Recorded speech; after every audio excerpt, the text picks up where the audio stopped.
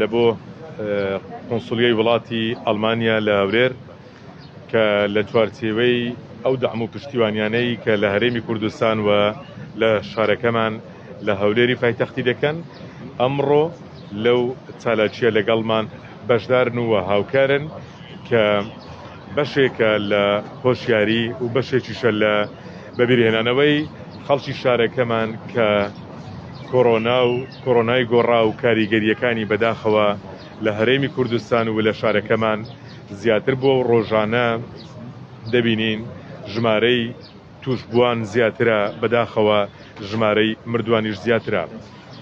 ئەوەی ئەمڕۆ ئەنجام دەدرێت لە ناو سەنتەری شار بریتە لە دابەشکردنی ماسک پرۆشەر و هەروەها معەقم پێشکەش بەو کاسبکارانەی ناوشاری هەولێر پێشکەش بەو سەردانکەرانە دەکرێتن کە ئێستا لە ناو شاری هەولێردا.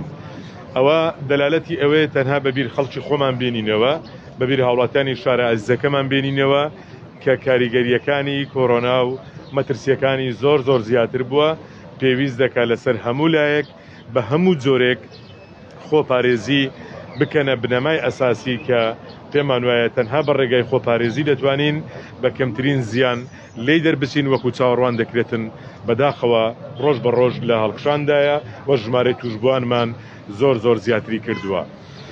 ئەو چالاشێکە ئەنجامیش درراوە ناوەندی قەیرانەکانی پارێزگا وە کۆچ و کۆچبەران بەسپاسەوە ئەوان هەمیشە لەگەڵ سلکی دیبلۆماسی و لەگەڵ نوێنەری وڵاتان و لەگەڵ ڕێکخراوەکان و ئاژانسەکانی UN لە هەموو بوارەکاندا لە پەیوەندیدا بوونەتە هۆکاری ئەو پەیوەندیانەی کە بە جۆرێک لە جۆرەکان بتواندرێت لە شارەکەمان لە هەولێر خزمەتی باشتر پێشکەش بکرێت. دەستخۆشی لە بەڕێوەبەری ناوەندی قەیرانەکان و کۆچ و کۆچبەران و هەروەها لە قونسولی ئەڵمانیا بە وەکالەت کە لێرە لەگەڵمان بەشدارە.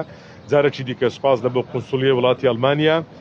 ئێستا بەڕێزیشان باسێک لەو بابەتە دەکاتن و دواتر دەست بە دابەشکردنی ئەو دیاریانە دەکەین کە لە ناوشاری هەولێرەوە دەستی پێ دەکەین. دووبارە هیواخوازین هاوڵاتیانی شارەکەمان پابند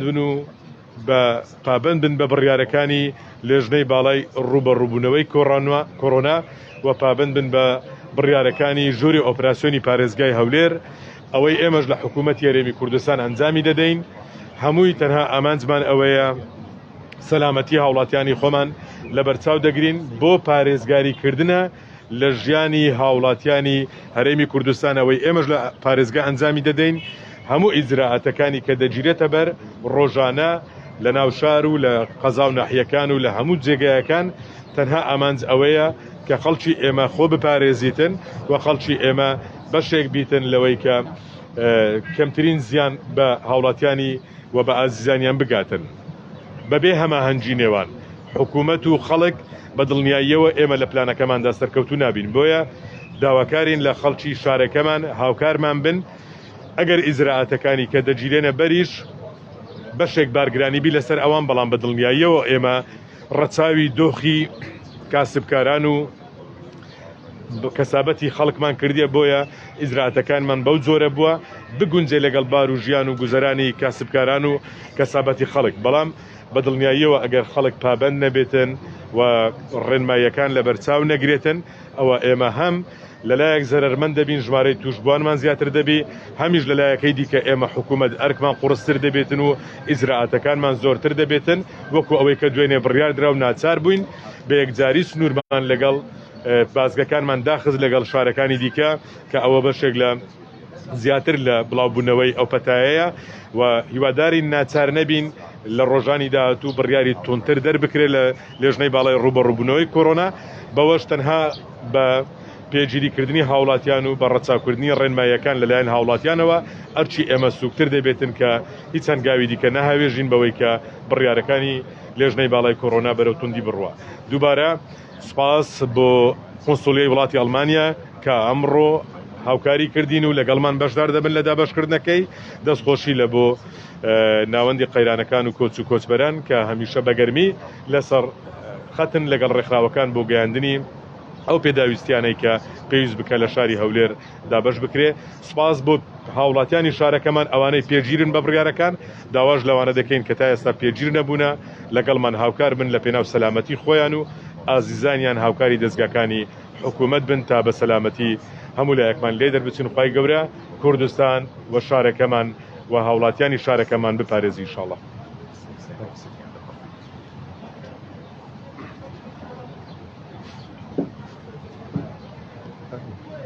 Governor Koshno Kak Omet, ladies and gentlemen, as acting German Consul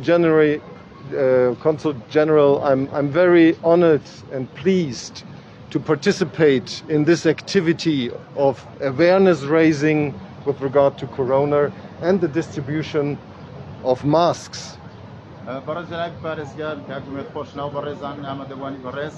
من زۆر خۆشحاڵم کە ئەمڕۆ بانگهێش کراوم بۆ ئەوەی کە بەشدار بم لەگەڵتان لەم چالاکیەکی زۆر گرنگ بۆ بەرزکردنەوەی وشیاری بۆ دابەشکردنی ماسک و هەندێک کەرەسێتری خاوێنکردنەوە.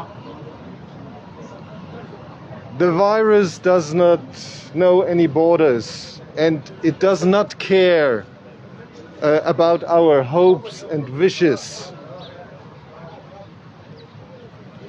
بێگومان کۆرۆنا ڤایرۆس هیچ سنوورێک نازانێ شێوە و ڕەنگ و گەری ئەومان کە کۆرۆنا ڤایرۆس. To get through this pandemic, essential that we are aware of the risk of this virus and that we take care. بۆی بتوانین لەم قەیرانی کۆرۆنا ڤایرۆسە ڕزگارمان بێ گرنگترین شدەوەیە یەکەم شت وشیار بین و بزانین ئەم ڤایرۆسە و مەترسیەکانی چییە و خۆمان بپارێزین و چاودێری تەندروستی خۆمان بکەین. We are tackling the virus for more than 1 year already. And I know that all of us, we are fatigued, so to say. We are tired of the virus. بێگومان ئێمە ماوەی ساڵێکە لەگەڵ ئەم ڤایرۆسەدا توش بووین و هەمومان ماندوو بووین، ئەزانین تا ڕادێکی زۆر ماندوو بووین بەدەستیەوە. But still, we don't have to give in.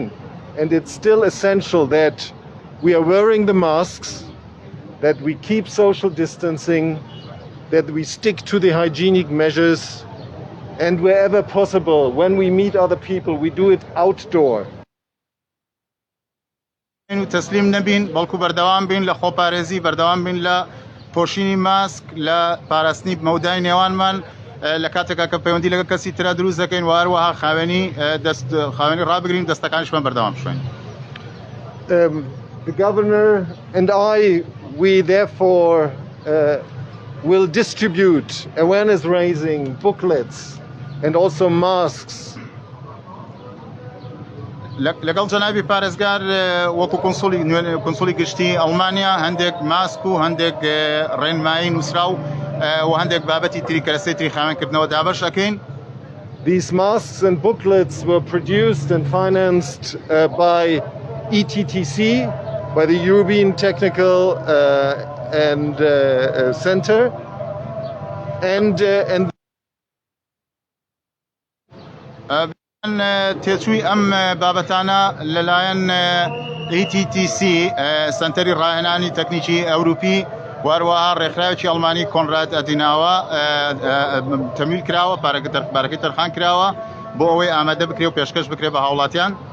Since March last year, ETTC and the Konrad Adenauer Foundation have distributed already more than 50,000 of these awareness-raising booklets and more than 150,000 masks.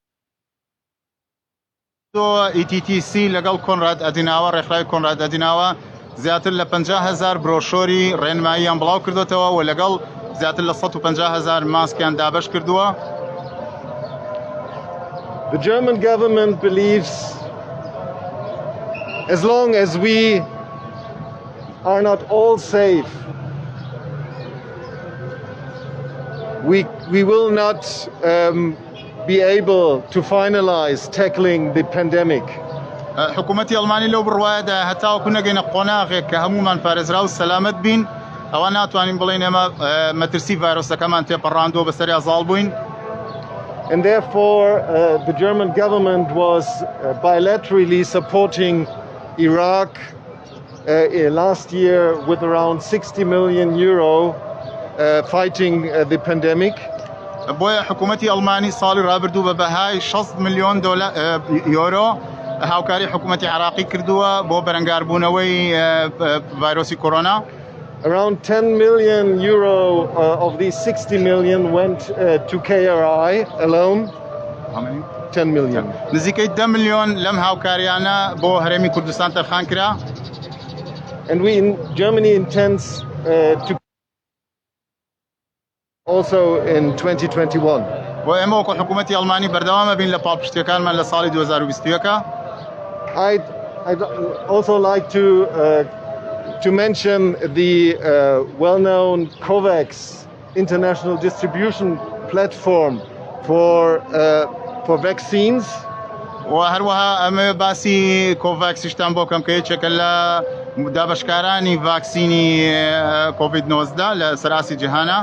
Germany is the biggest donor to support COVAX, and so far 2.1 billion euro were contributed from the German side. و حکوومەتی ئەڵمانی یەکێکە لە گەورەترین بەخشەرەکان لە مانیحەکان بۆ بەرهەمێنانی ئەم ڤاکسینە تاوەکو ئێستا نزیکەی 2.4 ملیار دلار یۆرۆ لەلایەن حکوومەتی ئەڵمانی و بەخشراوە بە کۆمپانیا بۆ بەرهەمێنانی ڤاکسینەکە.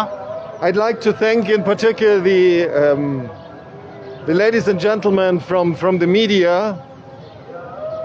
ئەمێز بە تایبەتی سوپاسی خوشکان و برایانی ئەمەدە بوو بکەین لە ڕاگەیاندنەکان who are guaranteeing a wide coverage of this activity. کە دڵنیاییەکەن و وەزامنیەوەکەن کە ئەم چالاکیە ڕووماڵێکی تەواو بکرێت. Again, the governor and myself, we believe that this is very important, that awareness raising and distribution of masks to take care, that is covered by you, the media, and distributed to all the people in KRI. بێگومان لەگەڵ جەنابی پارێزگار لەو بڕوایەداین دابەشکردنی ماسک و ئەم هەڵمەتە زۆر گرنگە و ڕۆڵی ئێوەش لە ڕووماڵکردنی و گەیاندنی ئەم پەیامە بە هەموو خەڵکی هەرێمی کوردستان زۆر گرنگە. Thank you very much. زۆر سپاس.